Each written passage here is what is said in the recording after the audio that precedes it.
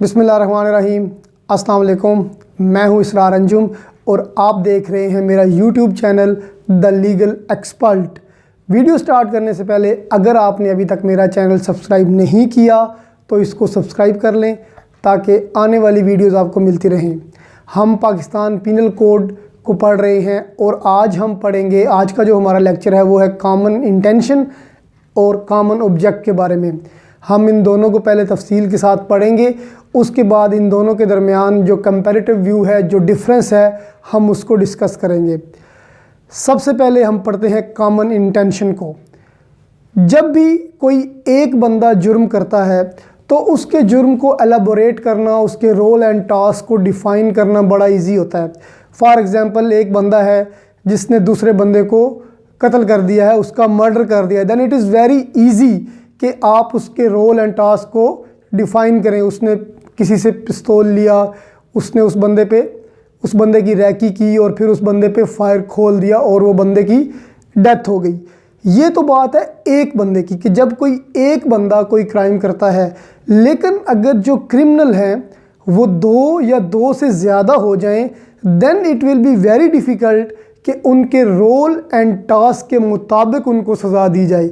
एक बंदे ने तो मर्डर किया, आपने उसको फांसी की सज़ा दे दी, बट दो या तीन बंदे जब एक मर्डर करेंगे तो फिर आप उनको एक मर्डर की सज़ा कैसे देंगे? तो इस वाइकेरियस लाइबिलिटी, इस जॉइंट लाइबिलिटी को एक लाइबिलिटी बनाने के लिए उन्होंने सेक्शन ऐड किया, सेक्शन 34, जो कि कॉमन इंटेंशन के बारे में है।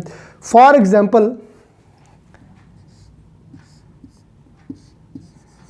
ए बी सी, अब ये तीन बंदे हैं, इन तीनों ने मिलकर प्लानिंग की कि इन्होंने एक्स को कत्ल करना है और उसके बाद ए का टास्क ये था कि वो एक्स को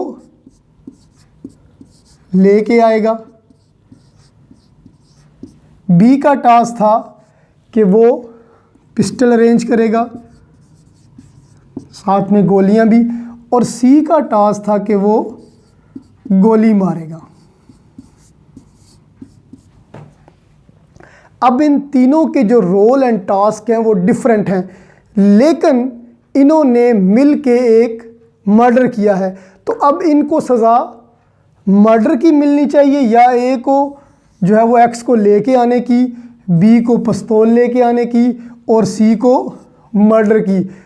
नहीं, इन तीनों को डिफरेंट सज़ा नहीं मिल सकती। इन तीनों को एक ही सज़ा मिलेगी जो कि होगी मर्डर की।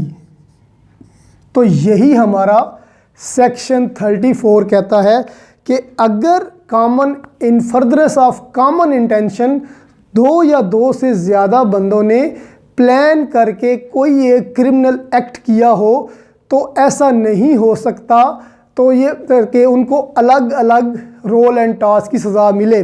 उनको उस क्रिमिनल एक्ट की हर बंदे को अलग से सज़ा मिलेगी। अब यही समझा जाएगा कि ए ने भी मर्डर किया, बी ने भी मर्डर किया और सी ने भी मर्डर किया। जो सेक्शन 34 की वर्डिंग है वो मैं आपको पढ़ के सुना दूं। अगर act done by several person in furtherance of common intention, when a criminal act is done by several person mean दो या दो से ज़्यादा, इन furtherance of the common intention, पीछे क्या थी उनकी कार फरमा, common intention of all, each such person is liable for that act in the same manner as if it were done by him alone। अब ये इन तीनों में से each one ऐसे ही liable है जैसे कि ये done by him alone, उस अकेले ने ये मर्डर किया है। तो this was all about common intention, जो कि हमारा सेक्शन 34 में दिया गया है कि एक जुर्म करने के पीछे दो या दो से ज़्यादा लोगों की कॉमन इंटेंशन अगर होगी तो उसमें से हर बंदे को उस जुर्म की, जो कि criminal act at the and जो कॉन्सिक्वेंस हुआ उन तीनों के रोल एंड टास्क का, उसकी सज़ा उन तीनों को मिलेगी। और यही समझा जाएगा कि हर एक ने अलग अलग मर्डर किया। जिस तरह अक्सर आप देखते हैं कि 302 की अगर FIR हुई है तो साथ में 34 लगा होता है। तो ये 34 इसीलिए लगा होता है कि इनकी कॉमन इंटेंशन थी। अब अगर हम बात करें कॉमन ऑब्जेक्ट की, जो कॉमन ऑब्जेक्ट है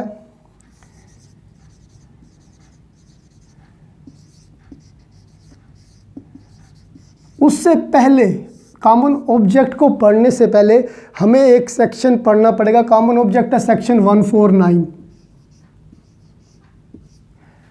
हमें एक सेक्शन पढ़ना पड़ेगा सेक्शन 141 जो कि अनलॉफुल असेंबली के बारे में है।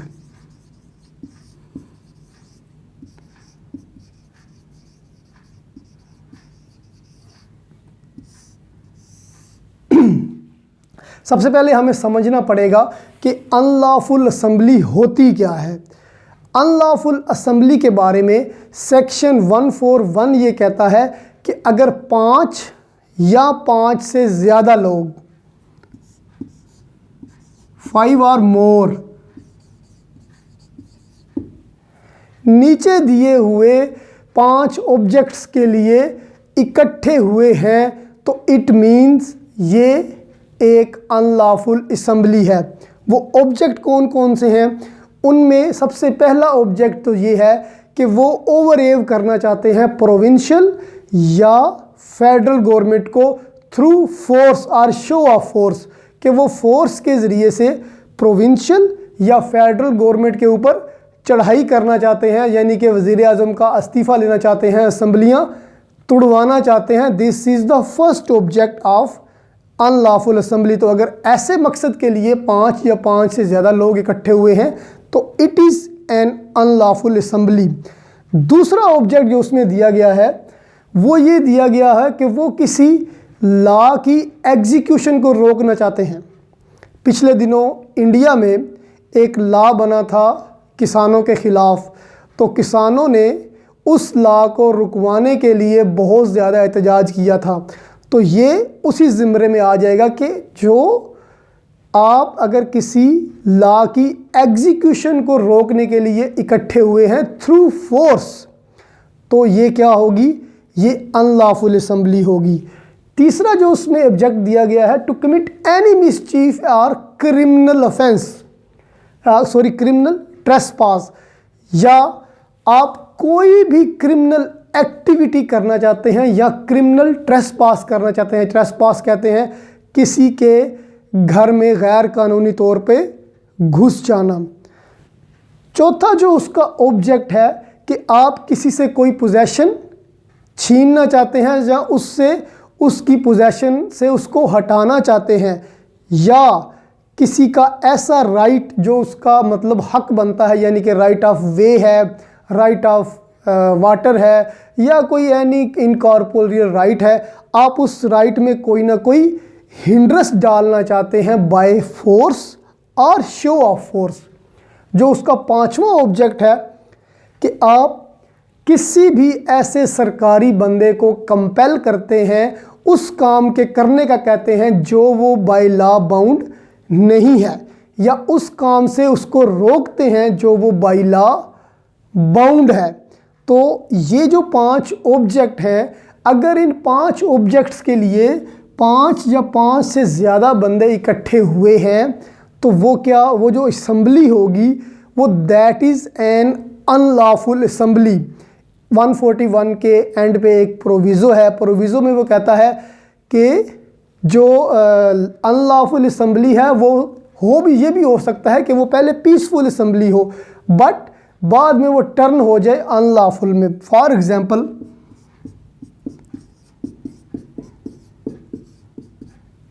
ये 5 बंदे हैं, ये गैदर हुए हैं अपने राइट्स के लिए। फॉर एग्जांपल कोई एक ऐसा लॉ आया है जिसके ख़िलाफ़ ये पीसफुल एहतजाज कर रहे हैं, तो हो सकता है बाद में इनके माइंड में आए कि हमारा पीसफुल एहतजाज जो है ये किसी काम का नहीं है या इसमें कोई जान नहीं है, तो हमें इसको शो ऑफ फोर्स जो है ना वो दिखानी चाहिए, गमले तोड़ देने चाहिए, सरकारी अमलाक को नुकसान पहुंचा देना चाहिए, किसी का रास्ता रोक देना चाहिए।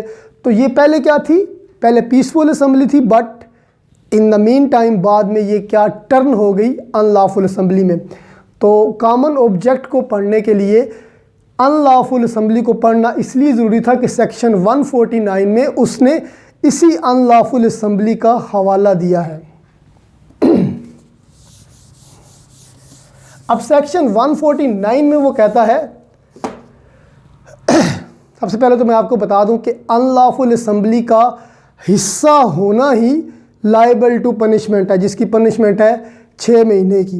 यानी कि अगर आप किसी अनलॉफुल असम्बली का हिस्सा हैं तो आप पे जो है वो सेक्शन 143 के तहत 6 मंथ की सज़ा आपको हो सकती है। यानी कि अनलॉफुल असम्बली का हिस्सा होना ही बजाते खुद एक जुर्म है। उसके बाद जब आप सेक्शन 149 को पढ़ते हैं तो सेक्शन 149 में वो कहता है कि इन furtherance of common object of unlawful assembly, कि जो अनलॉफुल असम्बली के ऑब्जेक्ट्स हैं उनको हासिल करने के लिए अगर उस अनलॉफुल असम्बली में से कोई बंदा कोई ऑफेंस करता है तो वो सारे का सारा ऑफेंस क्या होगा, उस पूरी की पूरी असम्बली पे वो पूरे का पूरा ऑफेंस लागू होगा और उस पूरे की पूरी असम्बली को उसकी सज़ा मिलेगी। फॉर एग्ज़ाम्पल एक अनलॉफुल असम्बली है, ABCDEF जो हैं वो उनका ऑब्जेक्ट है कि हमने जो ये गवर्नमेंट बैठी हुई है इसको हटा देना है, ये असम्बलियाँ हमने तुड़वा देनी है। तो उस ऑब्जेक्ट को हासिल करने के लिए वो जा रहे हैं। एक बंदे के दिल में आता है कि मैं गाड़ियों के शीशे तोड़ दूँगा, पत्थर उठाता है और शीशे तोड़ना शुरू कर देता है। तो क्या हुआ, जुर्म किसने किया, एक बंदे ने, बट वो जो ऑफेंस है वो लागू होगा पूरी की पूरी अनलॉफुल असम्बली पे। तो ये आपका कहता है सेक्शन 149। अब हमने कॉमन इंटेंशन और कॉमन ऑब्जेक्ट दोनों को जब पढ़ लिया तो इनका जो डिफरेंस निकलता है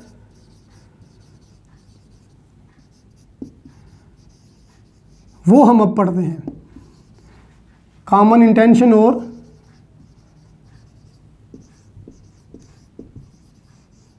कॉमन ऑब्जेक्ट।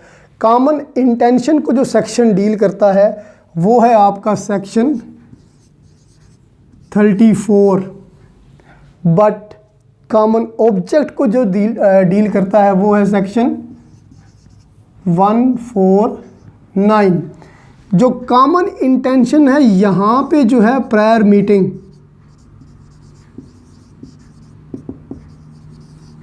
कि जो प्रायर प्लान है that is necessary. Prior plan क्यों ज़रूरी है कि उनकी इंटेंशन जो है वो मिलाने के लिए। अगर 3 बंदों ने चोरी की है, डकैती की है या उन्होंने कोई रॉबरी की है तो ऐसी सूरत में उन तीनों ने मिल के कोई प्लान बनाया होगा। तो prior meeting is necessary while in common intention. But यहाँ पे क्या है, नो प्रायर मीटर। ये मैं आपको समझाता हूँ। नो प्रायर मीटिंग कैसे है। अब ये 5 लोग हैं,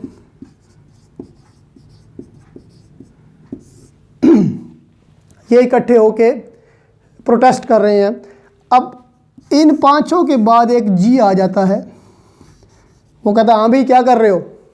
तो ये कहते हैं कि जी गवर्नमेंट ने असासा के ख़िलाफ़ ये फ़लाना एक लॉ पास किया है तो हम इसको एग्जीक्यूट नहीं होना देने चाह रहे। तो ये भी बेचारा कोई मास्टर है तो ये भी इनमें आके शामिल हो जाता है। अब कोई प्रायर मीटिंग नहीं हुई और ये आके इसने शमूलियत अख्तियार कर ली। तो ऐसी सूरत में क्या होगा कि no prior meeting is necessary in section 149।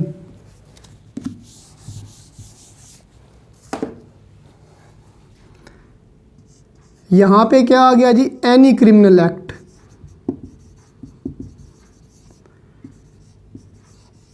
कि जो सेक्शन 34 है, कॉमन इंटेंशन वाला सेक्शन है, उसमें हर क्रिमिनल एक्ट जो है वो फॉल करेगा। यानी कि चोरी हो गई, डकैती हो गई, अगवा हो गया, रेप हो गया, अफरे हो गया, रियट हो गया, every criminal activity is involved in section 34 यानी कि कॉमन इंटेंशन में। इसमें उसने वर्ड दिया हुआ है any criminal act, but common object अगर आप देखें तो कॉमन ऑब्जेक्ट में ऑब्जेक्ट स्पेसिफाइड इन सेक्शन 141 यानी कि अनलॉफुल असेंबली के जो ऑब्जेक्ट्स हैं सिर्फ वही इसमें काउंट होंगे, उसके अलावा कोई ऑब्जेक्ट उसमें काउंट नहीं होगा।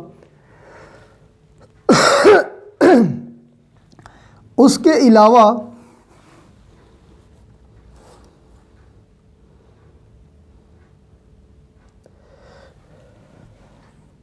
तो ये डिफरेंसेस जो हैं ये हमारे निकल आते हैं कॉमन इंटेंशन और कॉमन ऑब्जेक्ट के।